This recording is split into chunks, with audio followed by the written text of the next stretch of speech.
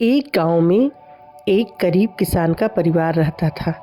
उसकी एक सुंदर सी बेटी थी जो पौधों की बहुत शौकीन थी। वो जंगल में जाके पौधों को पानी दिया करती थी।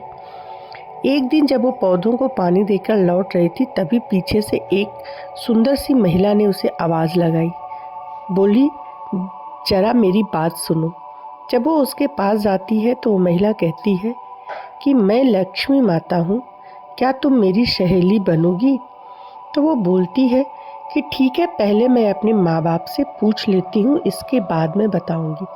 यह कह के वो वापस चली आती है। आके अपने माँ बाप से पूछती है कि जंगल में उसे एक महिला मिलती है जो पूछती है कि क्या वो उसकी सहेली बनेगी। वो खुद को लक्ष्मी माता बताती है। तो उसके पिता कहते हैं कि कोई बात नहीं, वो तो माता है, तुम उनकी सहेली बन जाओ। जब फिर वो आती है वापस और लक्ष्मी माता से कहती है कि मेरे पिताजी ने कहा है मैं आपकी सहेली बनने को तैयार हूँ। तब लक्ष्मी माता कहती हैं कि आप हमारे घर पे भोजन के लिए आइए। वो कहती है ठीक है, मैं फिर से अपने पिताजी से पूछ के बताऊंगी। वो वापस आती है और अपने माता पिता से पूछती है कि लक्ष्मी माता ने मुझे भोजन पे बुलाया है। तो उसके पिताजी कहते हैं ठीक है बेटी, तुम भोजन पे चली जाओ, परंतु वहाँ सलीके से जाना क्योंकि वो लक्ष्मी माता है। वो भोजन पे चली जाती है। तब लक्ष्मी माता ने उसे 36 प्रकार का भोजन करवाया और उसे सुंदर सुंदर दुशाला और ढेर सारे पैसे रुपए दे के विदा करवाया। जब वो वापस आने लगी तब लक्ष्मी माता ने उसके कंधे पे हाथ रख के कहा कि तुम मेरी सहेली हो, क्या तुम मुझे भोजन नहीं करवाओगी?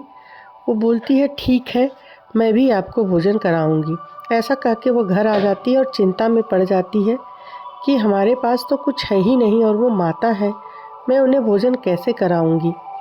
तब उसके पिताजी कहते हैं कि बेटा चिंता मत करो, पहले घर को अच्छे से गोबर से लीप लेना, इसके बाद 4 मुखी दिया जलाकर हाथ जोड़ के खाना बनाने बैठ जाना। ऐसा ही वो करती है, 4 मुखी दिया जलाती है और हाथ जोड़कर खाना बनाने बैठ जाती है। और सबसे पहले वो लड्डू बनाना शुरू करती है। तभी पास में ही महारानी नहाने जा रही होती हैं तालाब पे और उनका नौलखा हार एक चील लेके उड़ जाता है और वो हार लाके उस बच्ची के जो खाना बना रही थी उसके रसोई में गिरा के उसका लड्डू लेके उड़ जाता है। अब वो हार पाके खुश हो जाती है और सुनार के दुकान पे जाती है। तो सुनार पूछता है इसका क्या करना है। वो बोलती है कि हमको इसका इतना सामान दे दीजिए जितना कि 56 प्रकार का भोजन बन जाए और ढेर सारी सामग्री आ जाए।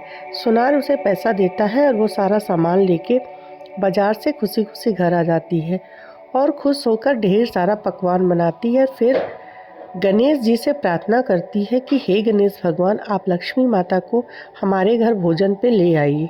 गणेश भगवान जी जाते हैं और लक्ष्मी माता को भोजन पर लेके आते हैं। लक्ष्मी माता जैसे ही उसके घर भोजन पे आती हैं और देखती हैं उस बच्ची ने इतनी तैयारी की है, वो बहुत खुश हो जाती हैं और खुशी खुशी भोजन करती हैं। भोजन करने के बाद वो प्रसन्न होकर जाते जाते उस अपनी सहेली यानी उस बच्ची को खूब सारा आशीर्वाद देती हैं और उसके टूटे फूटे घर को एक सुंदर से महल में बदल देती हैं और बच्ची को भी खूब सुंदर सा वेशभूषा और उसके माँ बाप को खूब सुंदर आभूषण से सुसज्जित करके आशीर्वाद देती हैं और उसको उसके गर्दन वर्षा का आशीर्वाद देते हुए माता लक्ष्मी अंतर्ध्यान हो जाती हैं। बोलो जय लक्ष्मी माता की।